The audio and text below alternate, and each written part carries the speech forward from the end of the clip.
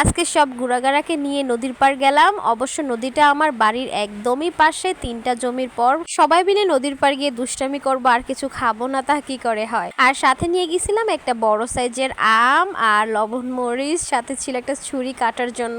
এগুলো ছোটবেলার কথা মনে পড়ে দেয়, ছোটবেলায় কত খেতাম এইভাবে। তো দেখতেই পাচ্ছেন সবাই মিলে ছোট বড় যা আছে সব কটা মিলে পানির মধ্যে পা চুবিয়ে রাখছে আর দুষ্টামি করতেছিল। তাই ভাবলাম একটু ভিডিও করি। আর এই জিনিসটা বা এই মুহূর্তটা আমার কাছে অনেক বেশি ভালো লাগে, কেননা ছোটবেলায় আমরা ঠিক এরকমই করতাম সবাই মিলে একসাথে। তো দেখতেই পাচ্ছেন নদীর পানি একদম, নদীটা ভরে গেছে। আর যেহেতু ঘূর্ণিঝড় আসার কথা, তো সেই জন্যই পানির এত স্রোত। আমার বাসা যেহেতু চাঁদপুর এলাকায়, তো এখানে নদী নালা অনেক বেশি, সেজন্য কোনো কিছু ঘূর্ণিঝড় বা বন্যা হলে এখানের প্রভাবটা একটু বেশিই পড়ে। তো নদীর পানি দিয়ে ভালো করে আমটা ধুয়ে নিচ্ছিলাম। এইভাবে নদীর পাড়ে বসে কেউ কখনো আম খাইছেন বলেন তো? এটার মজাই আলাদা।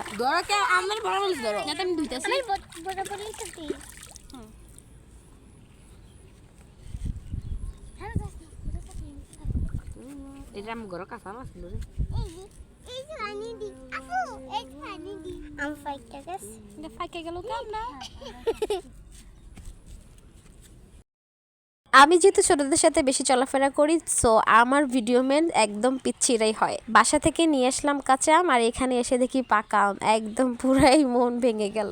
আমার সাথে সাথে আমার গুড়াগাড়াগুলা পাকা আমের চাইতে কাঁচা আমটা অনেক বেশি পছন্দ করে। পাশ দিয়ে বিশাল বড় এক নদী, তার পাশে বসে এভাবে টক খাওয়া বা আম খাওয়া, অনুভূতিটা কি রকম সুন্দর, দারুণ হতে পারে, তাই না?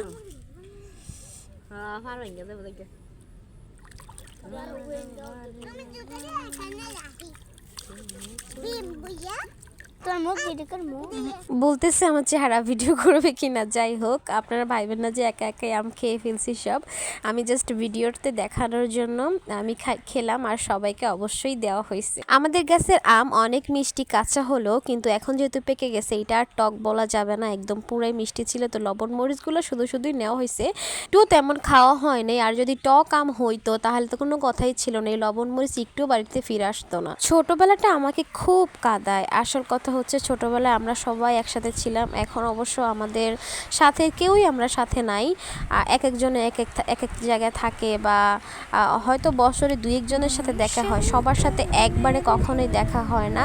আর আমরা ঠিক এইভাবে আমাদের এই নদীর পাড়ে বসে বসে তারপরে অনেক গল্প করতাম, অনেক টক জাতীয় জিনিস খেতাম। আমি যখন এখন এগুলা করি তখন ওদেরকে খুব মিস করি, আমাদের সাথে জনদেরকে, কিন্তু মিস করলেও কিছু করার নাই, কি আর করা। এই নদীতেই আমরা সবাই একসাথে গোসল করতাম, একসাথে নৌকা দিয়ে ঘুরতাম, কিন্তু সবই ঠিকঠাক আছে, কিন্তু মানুষগুলো আর আগের মতো নাই, সবাই ব্যস্ত হয়ে গেছে আর কি। তবে সবার জন্য অনেক অনেক ভালোবাসা রইল, যে যেখানে থাকুক না কেন, অনেক ভালো থাকুক, সুস্থ থাকুক। এইসব কথা বলতে গেলে আমি অনেক ইমোশনাল হয়ে যাই। যাই হোক, আল্লাহ হাফেজ, আসসালামু আলাইকুম।